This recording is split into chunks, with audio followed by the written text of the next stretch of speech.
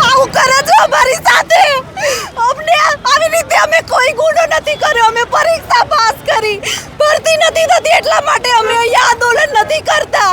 અમે અમારી રજૂઆત લઈને આવ્યા છીએ. અમારી ભરતી કરો, બસ અમારી ભરતી કરો, જગ્યા વધારો, શિક્ષકોની ભરતી કરો. અને આ લોકો અમારી જોડે તાનાશાહી અત્યાચાર કરે છે. રસ્તા ઉપર મને રસ્તા સુધી લાવી દીધી. મારી ઉપર કોઈનું એક્સિડન્ટ થઈ જતો મને કોઈ સાધન પણ કાઢી દીધું હોત. તમે અમારો સાથ આપો બસ. બેન વારંવાર આવી રીતે ખસેડવામાં આવે છે. વારંવાર દર ફેર આવી રીતે કરવામાં આવે છે. પેલા છોકરાઓને લઈ લે છે, પછી અમારી છોકરીઓની પાછળ અત્યાચાર કરે છે. અમને જેમ તેમ ઢસેડી લે છે. અમારા સરકાર કહે છે અમે સંવેદનશીલ છીએ. કશું જ સંવેદનશીલ નથી. આ તમે જુઓ એમનો અત્યાચાર. આવી રીતે સંવેદનશીલતા એમની દર્શાવે છે. ક્યાંથી આવો છો બેન? હું ધોળકાથી. કેટલા વર્ષોથી બેન તૈયારી કરતા હતા?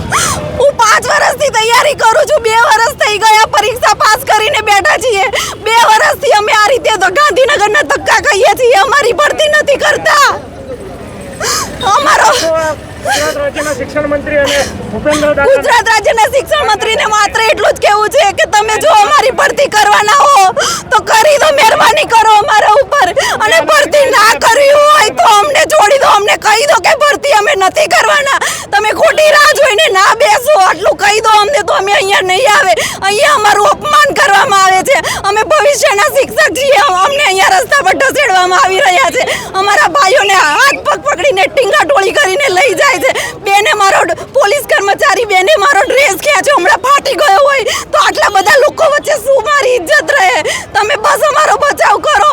અને સરકારને માત્ર એટલી વિનંતી કરું છું કે ભરતી કરવાની હોય તો આ પાડીને ભરતી કરો, નહીં તો ના કરશો. પણ બસ આવી રીતે અત્યાચાર ના કરશો, અમારી ઉપર જુલમ ના ગુજારશો. અમે બહુ સામાન્ય વર્ગથી આવે છીએ.